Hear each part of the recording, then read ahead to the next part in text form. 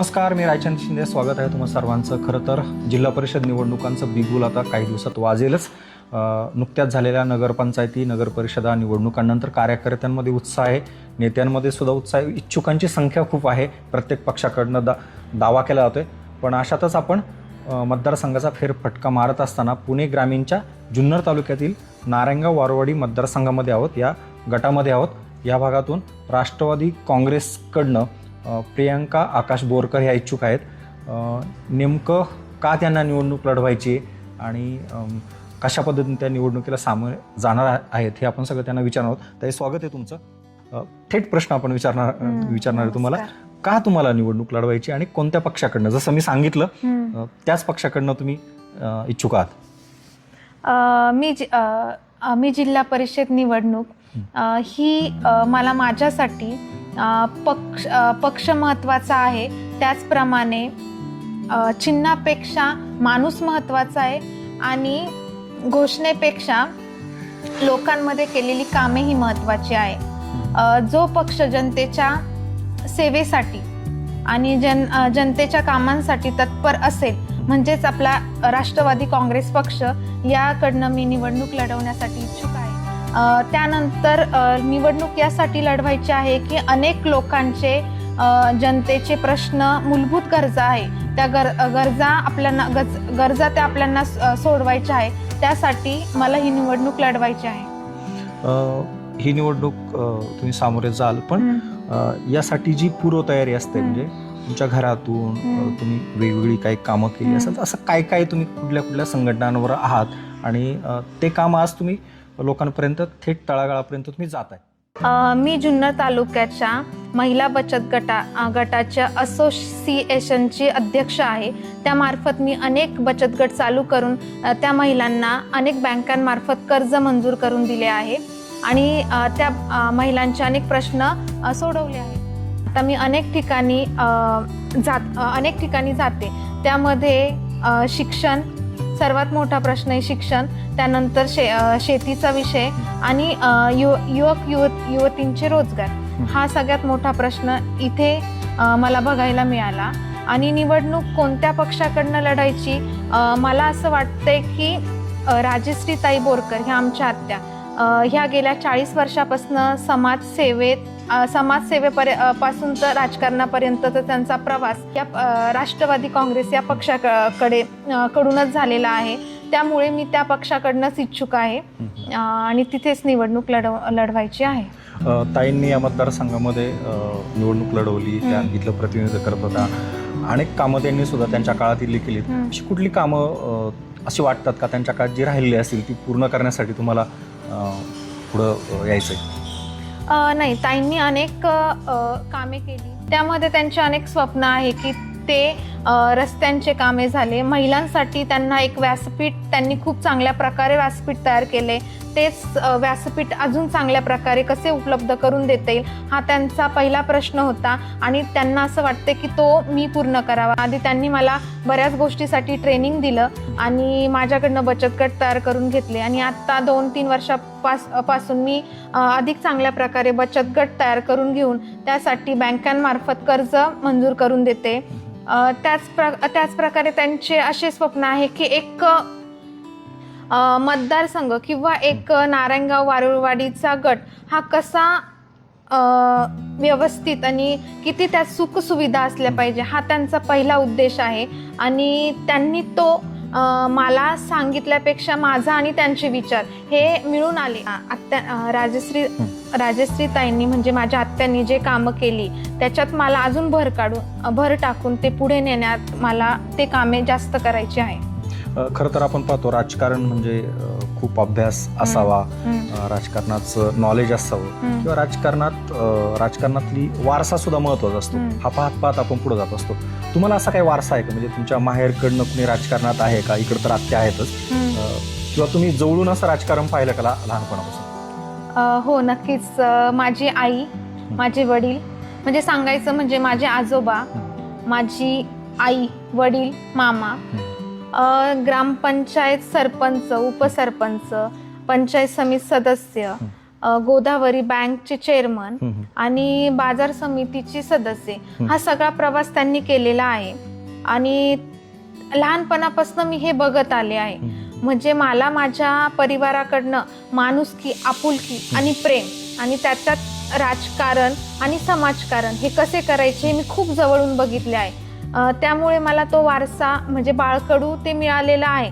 त्याच नंतर माझं ज्या कुटुंबात लग्न झालं ते कुटुंब म्हणजे बोरकर कुटुंब, ते अतिशय सामाजिक कामांमध्ये तर अग्रेसर आहे, त्याचप्रमाणे ते राजकीय कामांमध्येही तितकंच अग्रेसर आहे. आणि त्यांच्या मार्फत मला अनेक पुढे जायला ही संधी खूप सोपी झाली. तुम्हाला ज्यावेळेस लग्नाच्या आधी सुद्धा असं वाटलं असेल का आपण सुद्धा निवडणूक लढवावी, पण तेव्हा संधी मिळाली नसेल. आता सासरी तुम्ही आहात, का निवडणूक लढवायची? तुम्हाला मी तेच सांगितलंय की का निवडणूक लढवण्यापेक्षा खूप प्रश्न आहे इथे जे सॉल्व्ह करायचे आहे. आता मी जेव्हा जिल्हा परिषदेची निवडणूक जाहीर झाल्यानंतर मी जे सगळ्यांमध्ये फिरते, डोअर टू डोअर जाते, तर तिथे मला बरेच प्रश्न आढळून आले. जिल्हा परिषदेच्या शाळेत पटांमध्ये घसरण होती, त्यांची संख्या कमी होती. आणि आता वाबळेवाडीची जर आपण शाळा वाबळेवाडीची जी शाळा आहे, तर ती शाळा जर बघितली तर तिथे आजही मुलं वेटिंगला आहे. मग आपल्या जिल्हा परिषदेच्या शाळा पण डिजिटल होऊ शकतात आणि आपण अधिक चांगल्या प्रकारे त्यांची गुणवत्ता वाढवू शकतो. आणि त्यांचं ती पटेत पण संख्या वाढेल, कारण जे मुलं येत आहेत ते तळागाळातून येत आहेत जिल्हा परिषदेला शिक्षणासाठी. जिल्हा परिषदचं मुख्य काम तर त्या सदस्याचं आहे की ग्रामीण भागातल्या मुलांना चांगलं एज्युकेशन मिळावं. एज्युकेशनचा मुद्दा पुढे आला. मला जाणून घ्यायचंय का ज्यावेळेस कुठलाही उमेदवार निवडणुकीला उभा राहतो तर एज्युकेशन खूप महत्वाचं असतं. तुम्ही सुद्धा तुमचं शिक्षण कशातलं आहे, काय, आणि तुम्हाला या तुमच्या शिक्षणाचा इकडे राजकारणामध्ये संधी मिळाल्यास कसा फायदा होईल? मी 12th सायन्स केलं, त्यानंतर इंटेरियर डिझायनिंग ही पदवी केली. मी अनेक घरं सजवली. मला आता आमचं नारायणगाव वारुळवाडीचं घरच म्हणायला हरकत नाही, कारण एक परिवारच येते. आता जर पुढे जर मला संधी मिळाली तर ते पण माझं एक परिवारच येईल. आणि जशी मी इंटेरियर डिझायनर होते आणि घर सजवत होते, तसं मी हे घर खूप छान सजवेल. मतदारसंघ सजवायचा, माझा मतदारसंघ छान सजवायचा आहे. म्हणजे त्यातच आलेली जी कामे, माझा सगळ्यात मोठा आणि नेहमी मी हेच पॉइंट करते की जिल्हा परिषदेच्या शाळा त्या मला डिजिटल करायच्या. आणि कारण जे तिथं विद्यार्थी येतात ना, ते 20 असो 30 असो, ते हे तळागाळातले विद्यार्थी येतात, ते महागड्या शाळा अफोर्ड करू शकत नाही. म्हणजे त्यांचे वडील, आई वडील किंवा पॅरेंट्स असतील ते शाळांची फी भरू शकत नाही. त्यामुळे त्यांचाही हक्क आहे की ते चांगलं शिक्षण घेऊ शकता. मग त्यांच्यासाठी त्या शाळा मला चांगल्या करायच्या आहे. माझा पहिला प्रश्न तो असणार आहे. दुसरा म्हणजे शेतकऱ्यांचा. आज आपल्या तालुक्यात ऍग्रिकल्चर झोन मध्ये आहोत आणि चांगलं उत्पन्न या परिसरात शेतीचं मिळतंय. आणि तुम्ही सुद्धा एक चांगल्या बागायतदार आहात. बागायतदार आहे ना, मी एक शेतकऱ्याची मुलगी आहे, शेतकऱ्याची सून पण आहे. आणि तिकडं मी नाशिक तालुक्यामधले असल्यामुळे मला बाग म्हणजे द्राक्ष बाग हे मी लहानपणापासून द्राक्ष बाग होत असल्यामुळे मी ते पीक कसं घेतं हे जवळून बघितलेलं आहे. म्हणजे शेतीशी खूप जवळची नाळ जोडलेली आहे. म्हणून सगळ्यात मोठा प्रश्न शेतीचा. आता आपल्या जुन्नर तालुक्यात 5 धरणी आहे. आता डिसेंबर महिना झालेला आहे, संपलाय, जानेवारी नवीन वर्ष सुरू होईल. तर माझी ही यात माझा हा भाग असेल की शेतकऱ्यांना वेळेतल्या वेळेत पाणी मिळेल. योग्य नियोजन पाण्याचं होणं गरजेचं आहे. त्याचप्रमाणे अधिक तंत्रज्ञानाचा वापर करून शेतीचा कसा उपयोग केला जाईल, म्हणजे अजून आपली शेती कशी विकसित होईल यावर माझा भर असणार आहे. कारण अनेक गोष्टी आहेत ज्या अजून शेतकऱ्यांना माहीत नाहीये आणि त्या किती चांगल्या पटीने करू शकेल यात मी मोलाचं सहकार्य करणार. आता शेतीमुळं आपण पाहतोय की त्यासाठी जो एक महत्वाचा मुद्दा मागच्या काही दिवसात गाजतोय रेल्वेचा, का जो उत्तर भारताला ह्या भागातली जो काही भाजीपाला असेल, फळं असतील, ॲग्रिकल्चरच्या गोष्टी उत्तर भारतात जाव्यात, अगदी कमी वेळात जाव्यात, यासाठी रेल्वेचं खूप दिवसापासून रेल्वेचा तो एक प्रकल्प GMRT-मुळे बारगळलाय. आपले लोकप्रतिनिधी मधल्या काळात काय कमी पडले त्याच्यावरती, तर तुम्ही कसं पाहता याच्याकडे? एक तो मुद्दा कसा पुढे नेला पाहिजे, त्यासाठी कसं एकत्र आलं पाहिजे आणि तुमचं स्वतःचं मत काय आहे त्याच्यावरती? नाही, रेल्वे ही म्हणजे पुणे, नारायणगाव, संगमनेर आणि नाशिक अशी व्हायला पाहिजे. आणि आत्ता नाही तर कधीच नाही. नक्कीच मी या गोष्टीला म्हणजे मी याच्याकडनं बघते की जर ती रेल्वे आपल्या नारायणगाव, संगमनेर आणि नाशिक या मार्गाने गेली तर त्याला शेतकऱ्यांना त्याचा म्हणजे त्या रेल्वेचा प्रत्येक व्यापारी, शेतकरी या सगळ्यांनाच त्याचा फायदा होणार आहे. म्हणून मला असं वाटते की ती इथनं गेली पाहिजे आणि सगळ्यांनी एकत्र येऊन तो म्हणजे आम्ही त्यासाठी खूप त्या निर्णय घ्यायला वरिष्ठ खूप त्या प्रयत्न करतातच आहे. पण माझा असा प्रयत्न असेल की ती इथनं गेली पाहिजे, कारण त्याचा शेतकऱ्यांना, व्यापाऱ्यांना सगळ्याच दृष्टीने तो फायदेमंद विषय आहे. आपण जर पाहिलं तर आता लवकरच जिल्हा परिषद निवडणुकांची तारीख डिक्लेअर होईल. इच्छुकांची संख्या पण खूप वाढते. तुम्ही तर प्रबळ आता दावेदार आहातच. तुम्हाला या सगळ्या याच्यामध्ये समजा पक्षाने तिकीट नाकारलंच तर तुमची भूमिका नेमकी काय असेल? नाही, माझं असं म्हणणं आहे की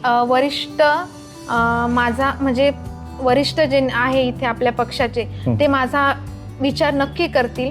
कारण मी आज ओबीसी 2 ते 3 महिन्यात जाहीर झालं आणि मी प्रचार करते या मी फिरते असं नाही. मी सातत्याने 5 वर्षापासून कामे करते. अनेक बचत गट स्थापन केलेले आहे. आता त्याची संख्या चांगली 88-90 वर होईल.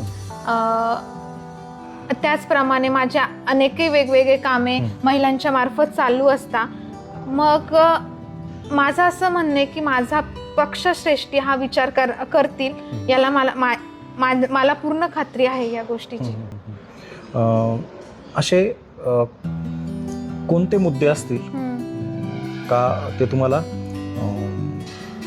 तुम्हालाच तिकीट देण्यासाठी पक्षश्रेष्ठी विचार करेल? तुमच्यातले काय म्हणजे तुम्ही काय सांगाल का हे माझ्याकडं पॉझिटिव्ह गोष्टी आहेत आणि पक्षश्रेष्ठी मग तोच विचार केला पाहिजे आणि पुढं तिकीट डिक्लेअर झाल्यानंतर लोकांनी स्वतः तो विचार केला पाहिजे, असे काय मुद्दे आहेत तुमच्याकडे? सगळ्यात माझा महत्त्वाचा मुद्दा म्हणजे मी 5 वर्षापासून महिलांमध्ये आहे किंवा मी समाजासाठी काहीतरी करते. म्हणजे तुम्ही लोकांच्या टचमध्ये आहे. बचत गटांमुळे महिलांच्या टचमध्ये आहात. आणि सगळ्यात महत्त्वाची गोष्ट सांगू दादा मी तुम्हाला की काय होतं माहितीये का, आपण आहे ना जे बचत गट स्थापन करतो ना, आपल्यांना गरज नसती ह्या गोष्टींची, पण जी तळागाळातली जी बाई आहे ना तिला या गोष्टींची खूप गरज असते. बचत गट ह्या गोष्टी, कारण काय होतं तिच्या जे 50,000 किंवा 30,000 रुपये जे तिला मिळतील ना ते तिचं वर्षाचं काहीतरी त्याच्यावर मोठं डिपेंड असतं. त्याच्यामुळे त्या बायांपर्यंत पोहोचलेली मी आहे. त्याच्यामुळे मला असं वाटतंय की पक्षश्रेष्ठी त्यामुळे विचार करतील.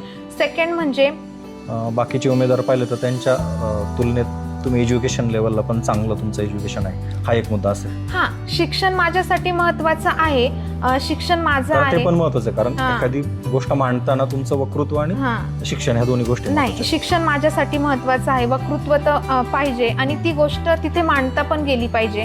परंतु मी तुम्हाला सांगू म्हणजे असं माझं शिक्षणावर भर आहे, पण जर एखादी व्यक्ती जर शिक्षण थोडंसं कमी असेल आणि वक्तृत्वाने चांगले बोलून ते प्रश्न मांडत असेल तरी तेही चांगलं आहे. म्हणजे माझं असं नाही की शिक्षण कमी मग त्यांनी त्या गोष्टींमध्ये त्या गोष्टीमध्ये पडू नये, पण त्यांना जर ती प्रश्न जर चांगल्या प्रकारे ते मांडत असेल तर त्याला माझी हरकत नाहीये. आणि अजून तिसरा प्रश्न म्हणजे की आपण खरंच म्हणजे आपण जे काम करणार आहे जिल्हा परिषदेमध्ये तिथं जो प्रश्न मांडायला जाणार आहोत, तिथे जो प्रश्न मांडणार आहोत तिथं आपण स्वतः मांडणार आहोत. मग तो आपण कसा मांडू, म्हणजे ती मुलगी किंवा जी आपण निवडून देणार आहोत ती त्या याला कॅपेबल आहे का नाही, ह्या गोष्टी सगळ्यांनी विचार करून मग तो निर्णय घेतला पाहिजे असं मला वाटतं. नक्कीच. खरं तर लवकरच निवडणुकांच्या तारखा डिक्लेअर होतील, तुमचा पक्षश्रेष्ठी विचार करतील आणि आम्ही तुम्हाला या मतदारसंघातून राष्ट्रवादी काँग्रेसच्या अधिकृत उमेदवार असाल अशी अपेक्षा व्यक्त करतो. कारण तुमच्यातली जी इच्छा, काम करण्याची जी धमक आणि जे काही करायचं तुमचे अनेक मुद्दे घेऊन तुम्ही पुढे जाणार आहात. आपण इथं थांबूया. पुढच्या टप्प्यामध्ये पुन्हा एकदा भेटूया. धन्यवाद. खरं तर आपण पाहिलं प्रियंकाताईंना का निवडणूक लढवायची आणि सांगितलं का या भागातले जे काही प्रश्न आहेत, अनेक प्रश्न आहेत ते त्यांना सोडवायचे आहेत. प्रामुख्याने शिक्षण हा त्यांनी खूप महत्त्वाचा मुद्दा सांगितला का जिल्हा परिषदेच्या माध्यमातून आपल्या शाळा डिजिटल स्वरूपात किंवा एक हायर एज्युकेशन देणाऱ्या जिल्हा परिषदच्या शिक्षणाची एक रचना बदलायची आहे. आणि तिसरी गोष्ट म्हणजे एज्युकेशन असल्यामुळे त्यांना हे सगळं मांडता येईल सभागृहामध्ये. त्याच्यामुळे ह्या सगळ्या गोष्टींचा विचार करून पक्षश्रेष्ठी त्यांचा विचार करतील आणि अशा एक चांगल्या उमेदवाराला इथून संधी देतील अशीच आशा या निमित्ताने करायला हरकत नाही. धन्यवाद.